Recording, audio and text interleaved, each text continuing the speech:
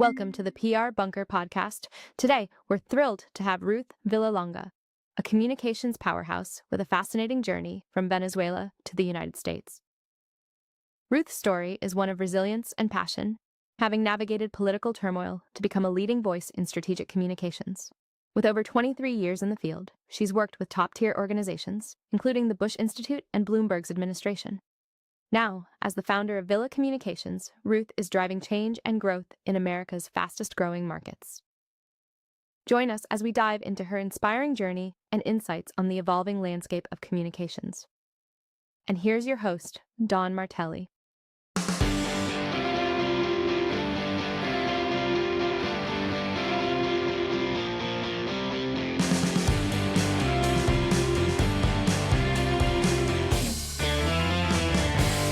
Welcome back to the PR Bunker podcast. Super stoked for today's conversation. Oftentimes, us PR and communications people do not have the time to be in front of the microphone. But this young, talented lady, Ruth, in communications, definitely not from Boston, but has a much better accent than I do. Ruth, can't wait to have this conversation. Thanks for being here at the PR Bunker. Welcome. Tell us about your life. Tell us about your business. What are you here for? Thank you so much. I'm super excited to be here. My accent hails all the way from Venezuela. So good. But So been good. living in, I know. I mean, not the Venezuela of today, certainly a much Yes. better place back then. Yes. But I've been for 23 years in the States and building my life around the only thing I know how to do, which is communications. I tell you So what, really excited. when you and I first met and you opened with that and you told me kind of the brief story to how you got here, I said, this is an incredible story that has to be told. So you kind of glossed over it. Like, clearly you just didn't wake up one day and say, I'm going to go to the U.S. Like, what was that journey like? And let's talk about you getting here. That was never the plan. Like when I was going, I wanted to study journalism because journalism back home was about advocacy, was about fighting for people's rights. It was really the fourth sort of power, right? After the legislative, the judicial, the executive, it was really a source of power and a source of for good. And I had romanticized, that role as a journalist growing up. I would repeat the entire newscast to my parents who have to sit through that whole thing every night. And then I went to journalism school and Chavez came to power. And that really changed things for us. I knew early on where he was going. We had to actually analyze his campaign as part of one of our college assignments. And I knew right there and then what was expecting. I mean, what we were expecting from his presidency. Sure. Soon enough, I graduated and I started my journey, and journalists back home started to be persecuted and attacked for not being in agreement. I was at the time working at a publishing house, actually doing PR, but I was sitting next to one of the most contentious reporters that we had at the time of a tabloid that really had a big connection with the army. So her sources were the military. So Wow. she had the freshest, most controversial The information. pulse. Absolutely. She's right on the pulse. Wow. Yes. So we were victims of a lot of attacks, like Molotov bombs. We were held hostages and had to be rescued and taken out through the presses. I mean, a lot of things were happening because the political turmoil was unescapable. And clearly, I needed to do something. I couldn't live in this situation. My Sure. parents were very concerned. So I moved back home. And what did I do? I started producing a political commentary show on Sundays. And even though I'm not at the capital anymore, I was in my hometown of Valencia. I mean, it was still concerning. There were still attacks and threats made to the station. And we were asked to cease and desist and actually close down the production. So eventually was left with no options. And my mom, who had been very, very concerned about my safety all this time, said, I think it's time for you to just go visit your aunt in New York. And then, we'll figure it out from there what you can do. I'm sure this is going to all settle and you'll come back. And I left on a whim on February 10th, 2003.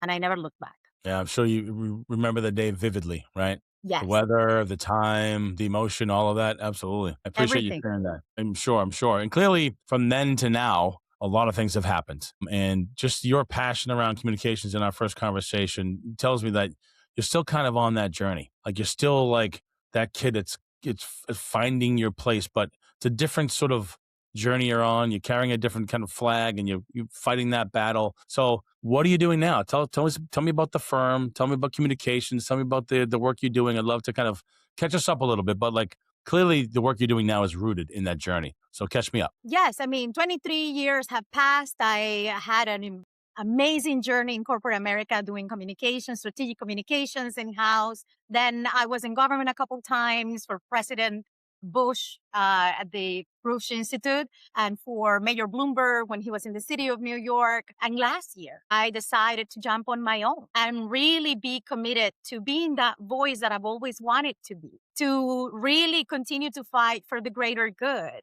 And I launched Villa Communications as a corporate affairs and a strategic firm that really drives reputation, business, and growth in America's fastest growing market.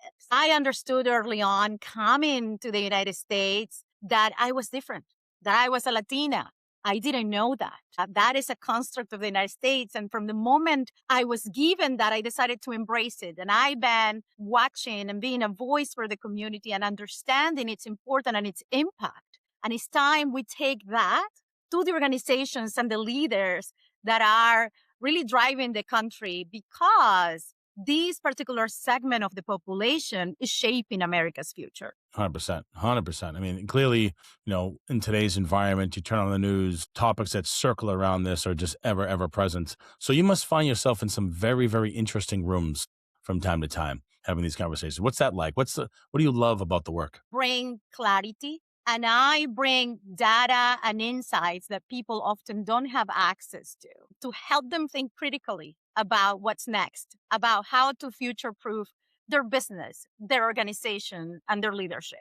Oftentimes, people don't know that Hispanic Americans have a $4 trillion GDP, for example, that multicultural audiences represent $7 trillion in buying power. Wow. Or that 70% of the workforce growth in America is actually multicultural. So I love to bring the data and the insights to help people understand that the market has shifted and that we, from the communications and the strategic perspective, we need to shift too. The old playbook is not going to work anymore. We need to think differently and understand culture beyond demographics and transform it into an incredible driver for growth and opportunity. Yeah, it's a great insight because demographics are just scratching the surface. It's so much deeper. And so how would you describe the types of clients you work with? What industries? What's that look like? Yes. Well, while we are industry agnostic, technically, we tend to lean into the industries I have worked and sort of grew up in, right? Okay. So financial services, healthcare, agri-food, and technology are sort of four very definitive pillars that we have. We actually have a couple of nonprofit clients too, and have had higher education and clients in other sectors, but we keep coming back to those four sectors as the main pillar of everything we do. Sure. And in terms of helping those clients grow, where do you feel that your talent, your team, your journey, the work that you do, where does it impact them the most? Because clearly communication is about the narrative, the story, and influencing people to take action. But as you know, you and I had this conversation. While we have PR and communications on our titles, we're kind of business consultants, right?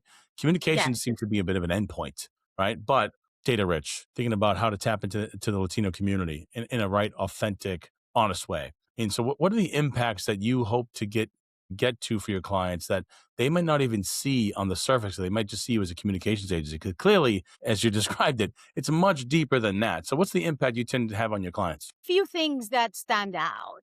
First, yes, we are problem solvers. I tell people, well, I do this and that, but if you have a problem, I very likely have a role in solving it. So, there are a few things where we have an immediate impact that has been incredible. Crisis communication, most crisis playbook have skipped the cultural level, the cultural lens. And not every crisis falls the same in every community, right? It is felt differently. It carries different meanings. and it carries different consequences. So bringing that lens to clients to help them understand how to optimize their crisis communications and reputation management strategies have been incredible and immediately impactful. Right? When you have a client that, whose employees are afraid of having a noise rate outside, and you know how to guide them through that process to mitigating that fear, reinforcing the inclusiveness and the belonging in your organization, that has immediate impact in the bottom line. And in fact, I keep saying that one of the blindest spots of mid-market America is that most of them don't have a crisis communications plan. And now, given the volatility, the uncertainty, the geopolitical landscape and everything else, everybody should be equipped to navigate a tough moment that can be amplified via social media, that could be misconstrued via misinformation, etc. So that in itself is huge. The other aspect that we like to have an impact, and you can feel it right off the bat, is really helping brands understand that their employee base, their workforce has changed, and that building cultures where they belong and give the best out of themselves and contribute to their best of their ability goes through or has to go through that evolution, right? Let's think of the employees as multidimensional people, right? That are caught across not just demographics, but also dimensions and psychographic profiles, right?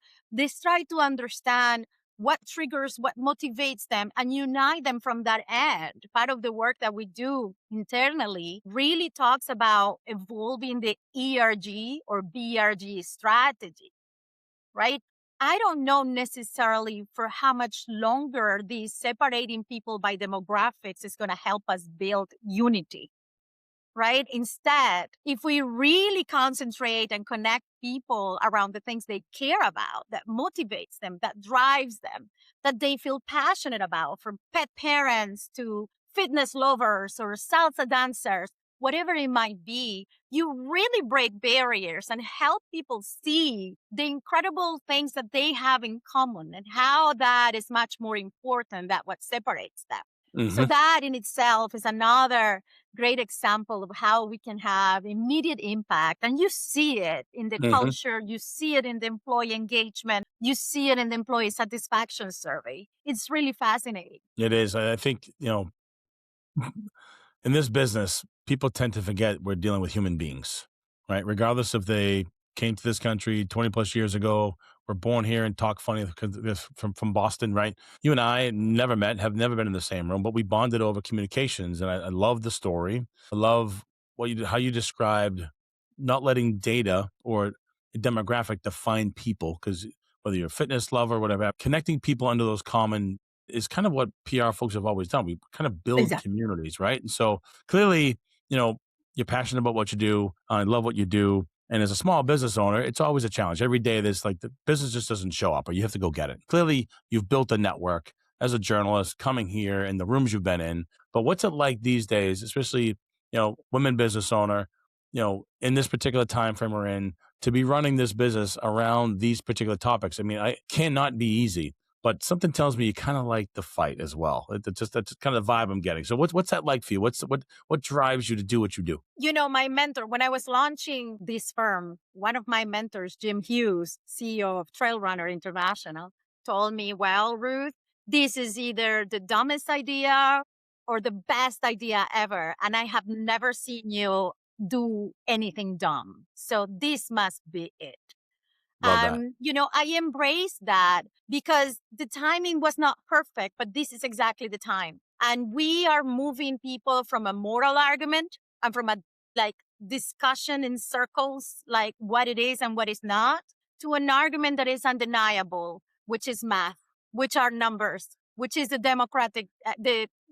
economic Yeah. driver. Yeah. And I Fight the keep numbers. telling people the same thing. We don't care about any other color. We all care about only one, which is green. And that is what is driving this business, is going to drive in your business. And, under that sort of predicament, we've been able to really drive the economic imperative and help people see and understand that there is no risk other than leaving these thoughts behind and this data behind and not making it part of your strategy. Absolutely. I mean, you can't be blind to the data. I mean, clearly, if it's 50% one way, 50% the other way, but at least it's rooted in something that's truthful. You're just going to go through the dialogue. Now, in terms of where the business is now and where you see it's heading with the communications, when you and I started in this business, clearly fax machine still existed.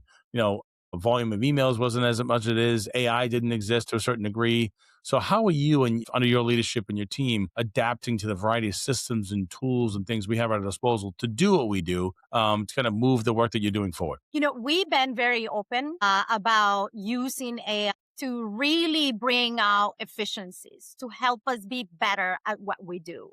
But our craft is a craft of people for the people, by the people. I mean, you will still need a lot of that senior counsel, that instinct, that sort of validation that we bring to the table. And we continue to exercise that. But as a boutique agency, we have the ability to be agile and to really experiment and try new things. And we're doing that. I'm building things in Global and I'm trying them out and we're having fun and we're bringing clients along the journey, sort of explaining very openly what we're doing, when we're doing it and why. And what's the difference between you trying to do it yourself and using us to really shape it the right way for you and have that counsel and that experience sort of giving you the reassurance that what you're doing is right for you and your brand. So it has been fascinating. I think that we're living one of the most amazing periods for profession. I don't know where this is going. I don't have a crystal ball, but I know that, in the next couple of years, earned media and thought leadership will continue to be a big driver of visibility and amplification. And I also know that as things get more complex, our ability to distill complex information into digestible, easy to remember bites of info will be key just as much as our guts and our instinct and our experience to build successful stakeholder engagement strategies and crisis communications, plans Yeah. and help people navigate those. Yeah, you and I are the same person because I agree with you 1,000%. I always say that today is the worst day AI will ever be because next day is going to be better. Every day it just continues to grow. But you're right. It's the heart, it's the brain, the experience, and being in those rooms when reporters ask tough questions. I'm sure AI can help you answer those questions, but there's just a little salt and pepper that goes into these things that we just have throughout the years. So one of the things that I love asking entrepreneurs that have started a business that are clearly successful, what are some of the things you kind of, may have thought were mistakes early on, but you realized weren't mistakes, but just kind of learning moments for the business? Well, personally, I struggle with being authentic and being like the voice I want it to be Hmm. and sort Hmm. of embracing that. I Really? think, I don't believe yeah, that at all. I don't believe that at uh, all. I think you would affected day briefly, one, girlfriend. No way. No way. Really. briefly Good for at the you. beginning, I was like, okay, is this the right path? And I really worked up the courage to be me. Good for you. You to believe that as AI takes over, humanity is the highest commodity. Like it's the best thing you have going for you. So it may have been a mistake early on to doubt myself, right? Also, I think that, perhaps not being at the very beginning of my career, perhaps I was not that open to technology, right? I was a little bit more reluctant to experiment. Perhaps because I was thinking that perfection was the goal and it never is. Excellence is the Mm, goal. mm. And being sort of driven by that perfectionism was not necessarily a good drive to have. I evolved that into excellence and embracing excellence and giving myself license to experiment and to make mistakes. And, the other thing that I have embraced over the years goes hand in hand with the first thing that I was saying is allowing myself to be human. When you're young, you have difficulties understanding that you're just a human being. Let's underscore that just, right? But when you come to age over time, you realize, you know what? That's the best part, that I am a human being and I get to learn and make mistakes and recover and really drive and write this chapter and the next on my own terms.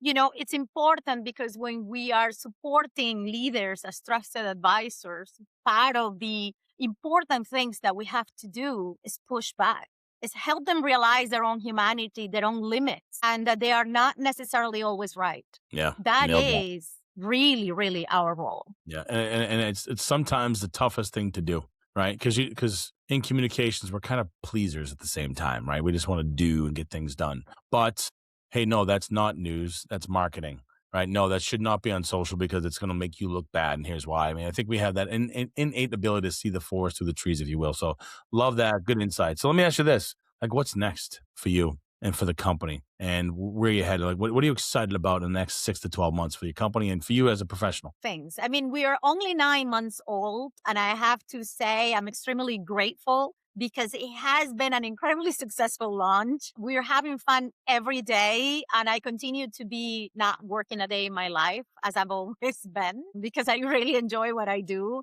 But I'm really, really excited about a few things. At the end of this month, I actually will be attending Dartmouth University. Nice. It is an operational excellence to drive profit executive management program out of Tuck School of Business. So I got a full ride. Client is actually putting me through that to support my business as they, as a testament of their belief in myself.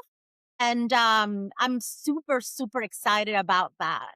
I also have a few speaking opportunities coming up, but just amazing things happening in cooking is going to be for the summer because we are taking our first transatlantic sort of assignment and we are taking a client for a PR activation in Madrid, Spain, where we will be at the center of the celebration of the 250th anniversary of the United States.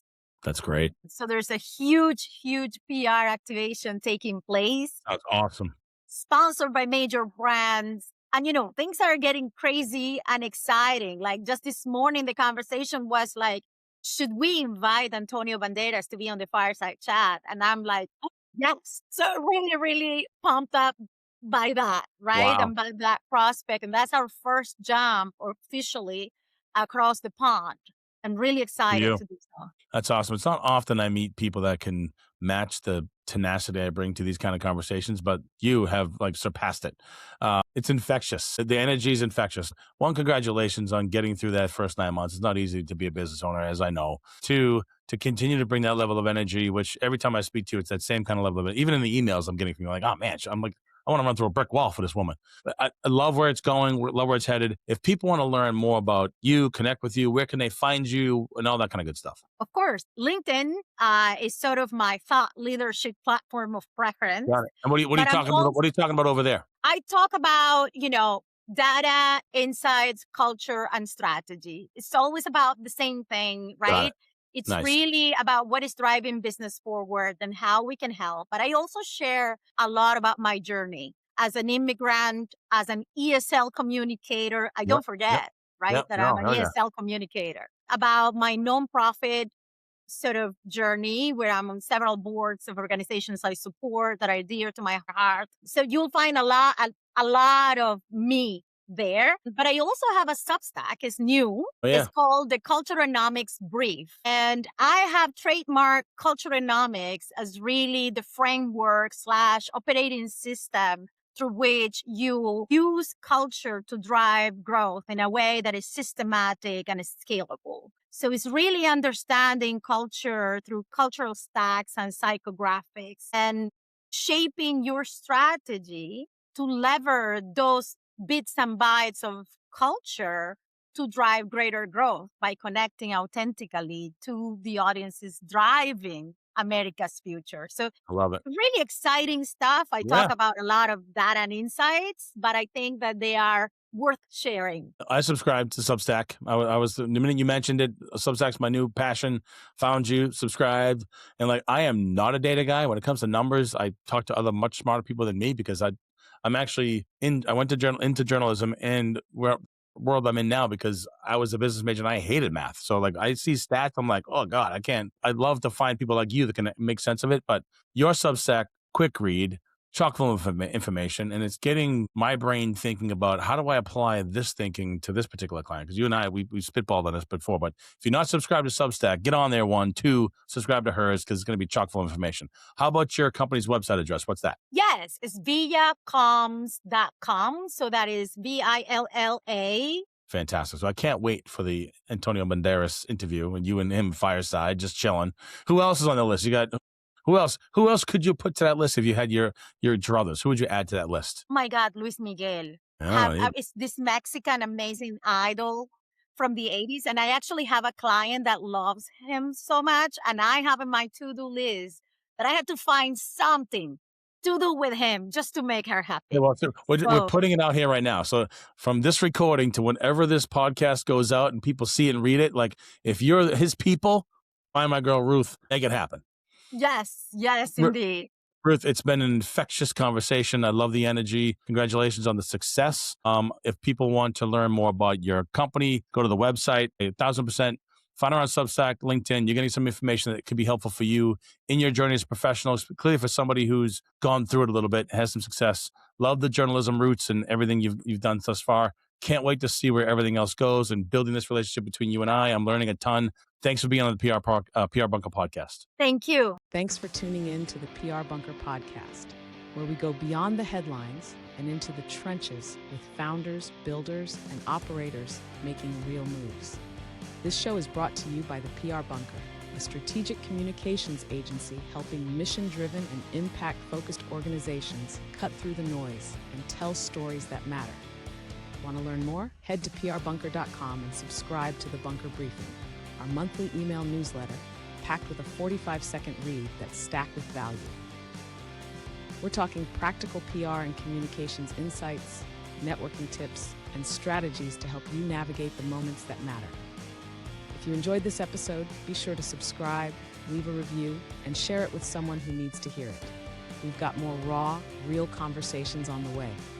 So stay locked in. Until next time, keep building, stay resilient, and remember, momentum favors the bold.